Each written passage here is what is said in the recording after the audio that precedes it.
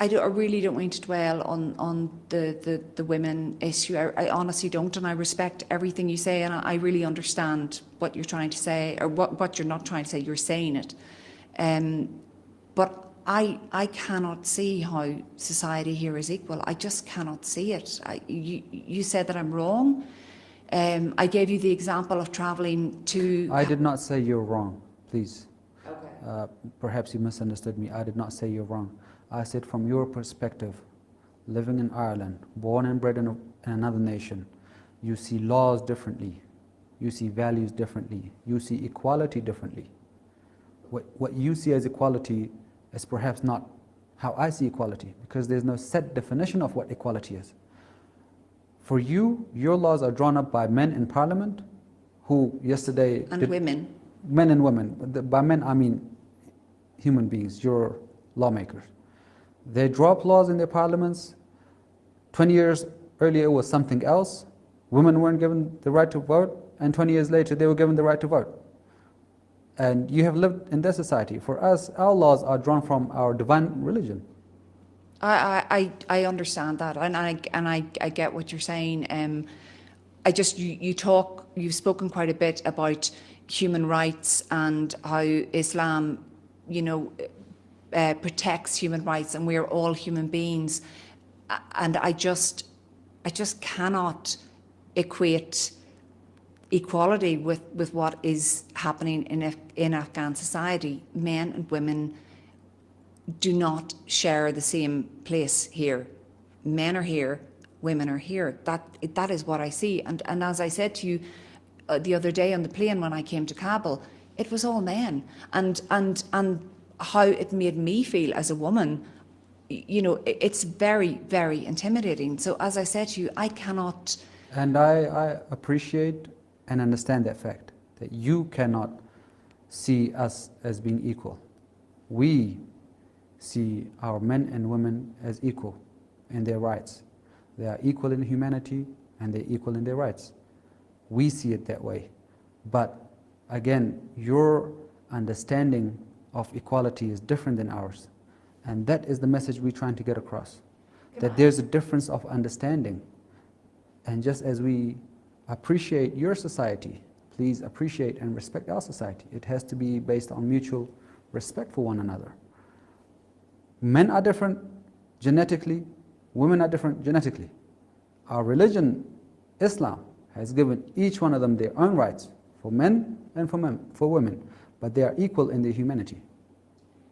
Can you explain to me, because I apologize, I should know more about Islam and the teachings. The burqa, again, through my Western eyes, I see that women are blocked. They are shielded from society. You cannot see their face, you cannot see their expressions. To me, that feels that it's like they are invisible in a way. What is the teaching around the wearing of a burqa? Why is it something that is necessary for women here to wear? So that is from your point of view. From our point of view, women being sexualized and objectified is something that is unacceptable. But again, this is a distinction. I'm just trying to get across the fact that there's different understandings of how humans should live. You base your values on something, laws that are different than what we base our laws on. As coming forward to your question about hijab, specifically burqa. Burqa is something distinct to Afghanistan. It is something cultural.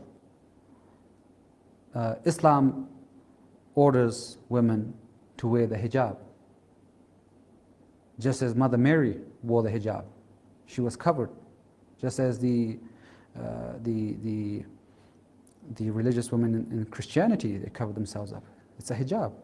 There's no difference between that hijab and what Islam prescribes. But that was centuries ago. Mother Mary wore a hijab centuries ago.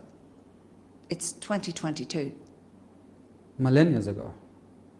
Millenniums ago. Yeah, not centuries. But the rule, again, we espouse and we believe in the laws that are sent by a divine being, the God, the creator of the earth and the universe and the human beings.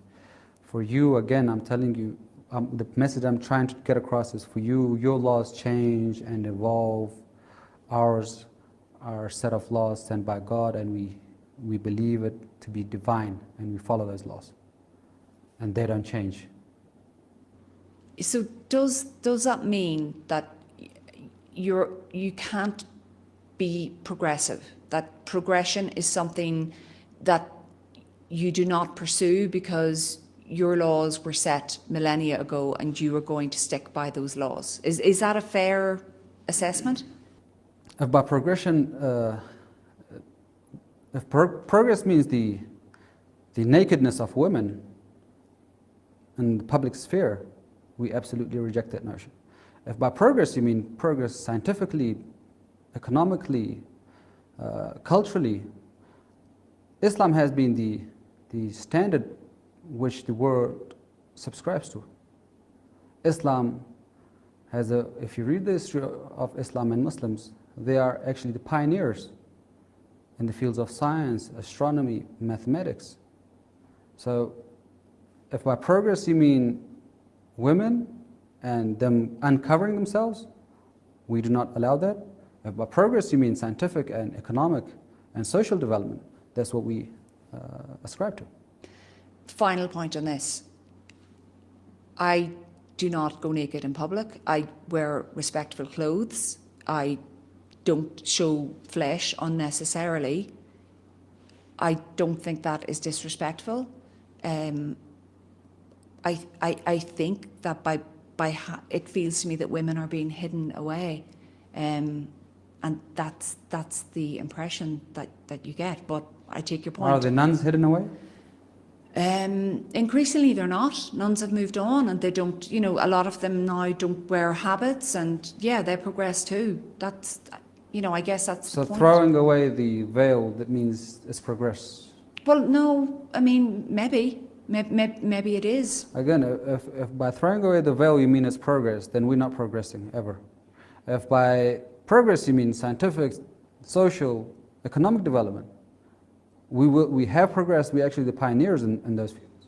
I think, again, I don't want to labour this point, but I think throwing away the veil, it's not about progression, it's about choice. It's about having the choice to do something, and that does seem to be denied people here. Does the Western society give people the choice to walk around naked without any clothes? They give people personal choice to dress how they wish. No, in public. Will they give them the choice? They give them personal choice. Do they give women and men the choice to walk around in public absolutely naked? Yeah, you wouldn't walk around absolutely naked. That would be indecent. Do they have the choice to do it legally, without being arrested? In their own home, in public? No, in public. In public, no, they wouldn't. That would be indecent. But they do have the choice to wear what they want. And that is what we're saying. In their private homes, they can wear whatever they want. But in public, they have to have modesty. With a burqa? With a veil, yes. With a veil. Okay, so look, we'll